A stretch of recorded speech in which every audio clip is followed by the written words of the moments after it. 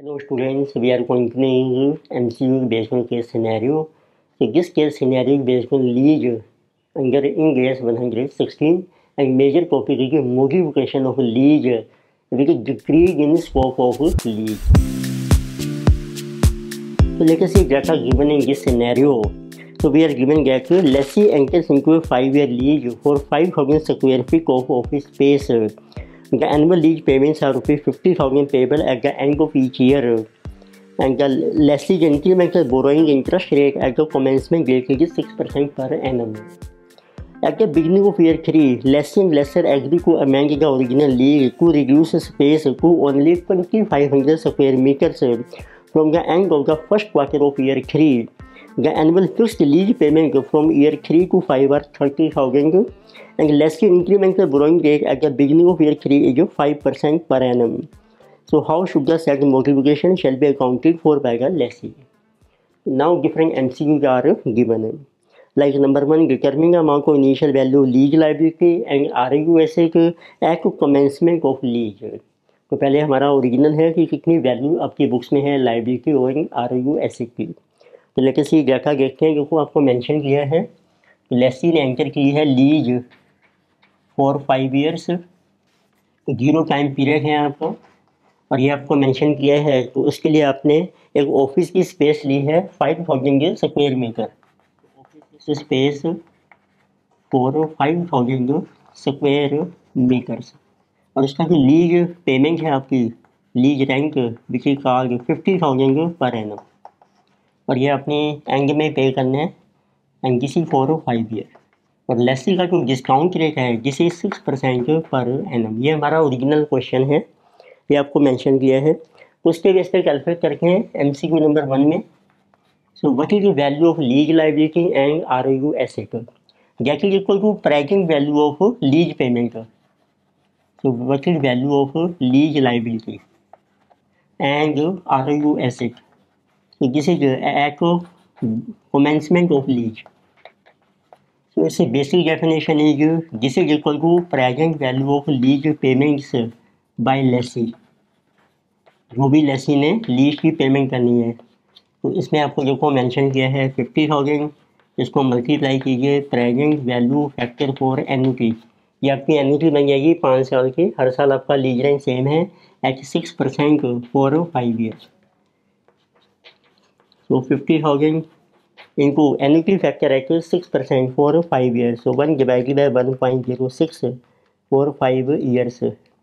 जिसे 4.212 इस अमाउंट आ जाएगा आपका 50,000 into 4.212.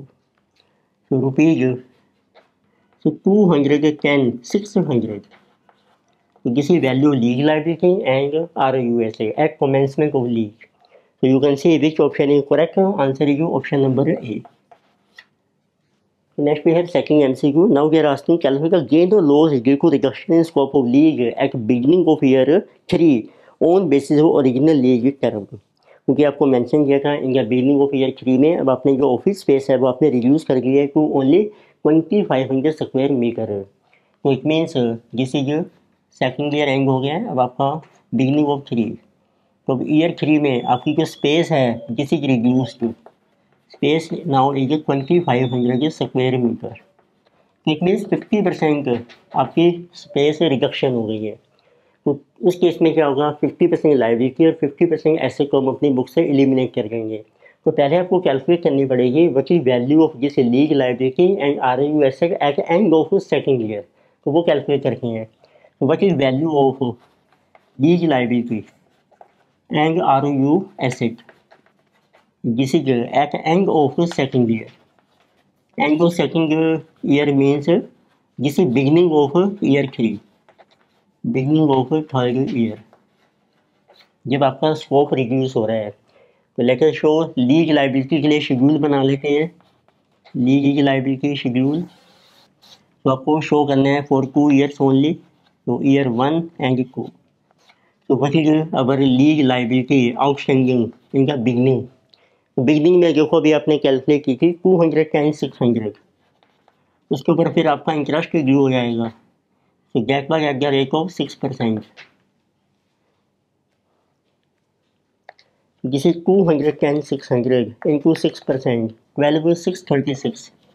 फिर आपने लीज की पेमेंट कर ली है, लीज पेमेंट, तो 50,000 बैलेंस रहेगा lease liability at end of year. तो उसमें ये प्लस कर लीजिए, माइनस कर लीजिए 50,000, ये बैलेंस रह गया आपका eight the and 173,236। This will become opening balance 173,236। Interest 6%, 10,394 minus payment हो गई आपकी 50,000, बैलेंस इज 133,630। अब देखिए आप ROU एसेट का कितना बैलेंस है। ROU एसेट तो इनिशियल इसकी टोटल लाइफ है 5 ईयर, हमारी एसेट की 210,600, इसकी डेप्रीशिएशन माइनस कर दो आप for 2 years, it means divided by 5 into 2, वो डेप्रीशिएशन बन जाएगी 2 सालों की। 210,600 डिवाइडेड बाई 5 इंटू 2, ये बन रही है अब आपकी 84,240। ये माइनस कर दो, बैलेंस रह जाएगा आपका -210,600, जिसे 126,360। तो मीन्स अब आपके पास देखो लीज लाइबिलिटी का जो बैलेंस है और ROU एसेट, तो ये हमारा बैलेंस है 133, जिसे जो बैलेंस 133,630, एसेट है 126,360। अब आपका जो लीज का स्कोप है वो रिड्यूस हो गया है 50%, तो आपने इन दोनों को भी रिड्यूस करना है 50% से। तो 50% देखो आपकी रिडक्शन हो रही है, तो इनका कैलकुलेट कर लीजिए आप 50%।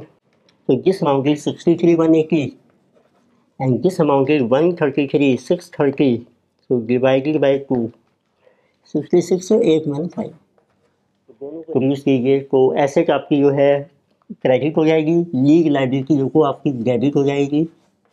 ये हम एंट्री पास करते हैं, lease liability debited by our 66,815 to ROU asset.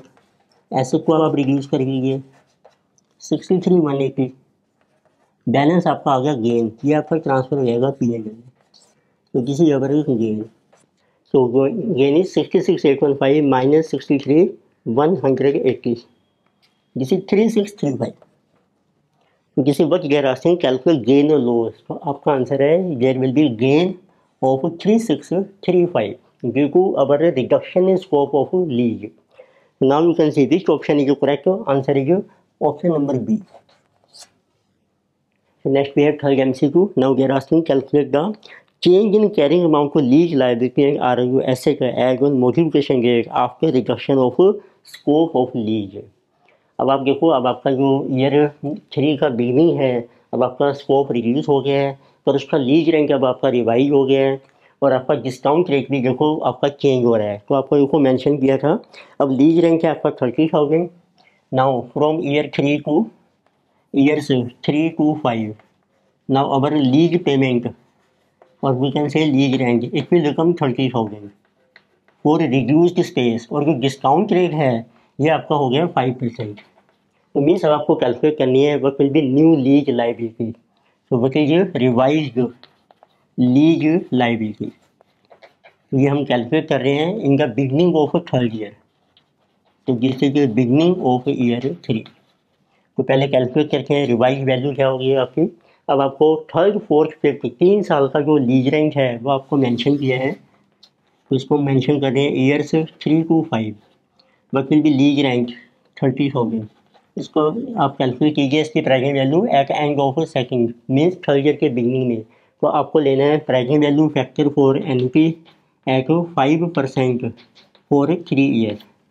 तो इसको बना लेते हैं NP फैक्टर 5% फॉर 3, तो जिस फैक्टर ये 2.723, तो ये आपकी वैल्यू आ जाएगी।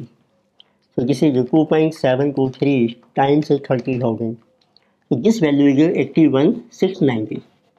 इसको कंपेयर कीजिए, आपकी प्रेजेंट कितनी वैल्यू है, आपकी प्रेजेंट जो आपकी रिड्यूस होकर आ गई है, रिड्यूस लीज लाइबिलिटी। तो ये देखो ये आपने कैलकुलेट की थी, सो दिस वाज 66,815, अब आपकी जो रिड्यूस है आफ्टर रिडक्शन ऑफ 50% ऑफिस पे, उसकी लाइबिलिटी ये रह गई थी बुक्स में, क्योंकि 50% हमने कैंसिल कर दिया है। तो इट मीन्स डिफरेंस आ गया आपका इंक्रीज इन लीज लाइबिलिटी। इतनी लाइबिलिटी आपको और इंक्रीज करनी है, तो उतना ही अमाउंट हम आर ओ यू एसेट में भी इंक्रीज कर देंगे। उसकी एक एंट्री बन जाएगी आपकी R O U asset to lease liability, और ये हम कर रहे हैं beginning of year 3। So this amount is coming 81,690 minus 66,815, 14,875. So entry is 14,875. So you can see which option is correct. Answer जैसे 14,875 है, so this is option number C is correct.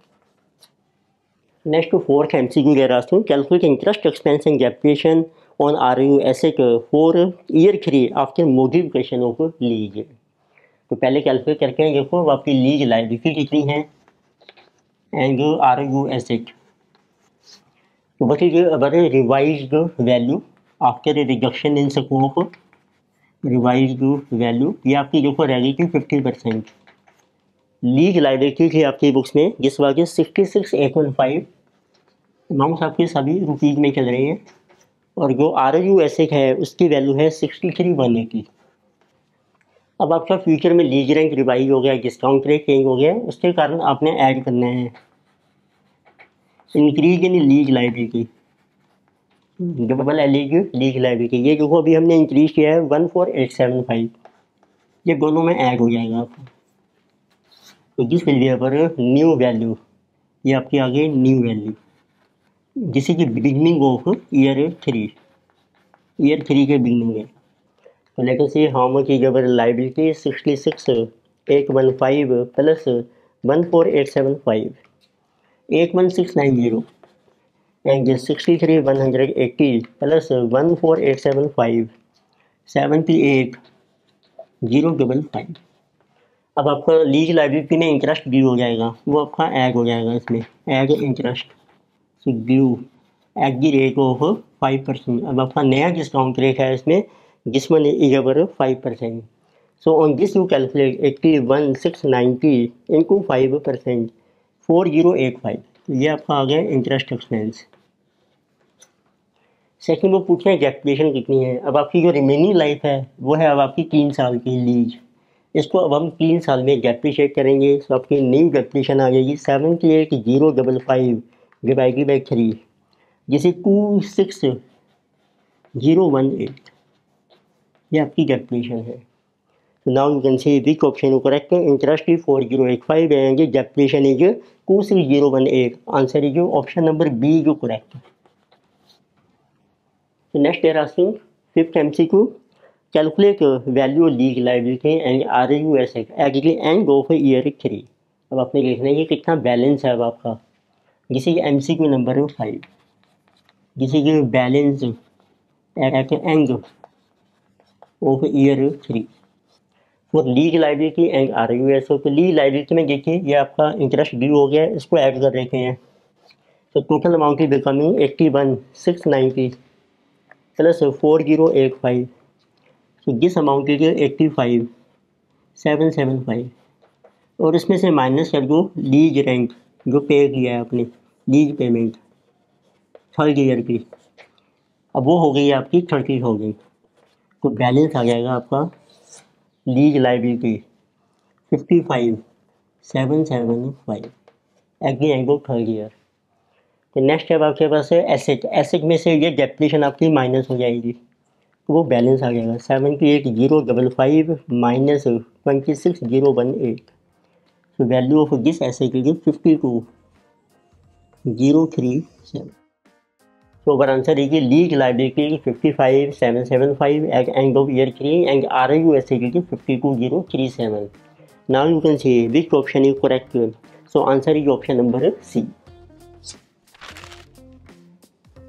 In this lecture, we have discussed a case scenario based on lease in AS 116, where the major topic was modification of lease with decrease in scope of lease.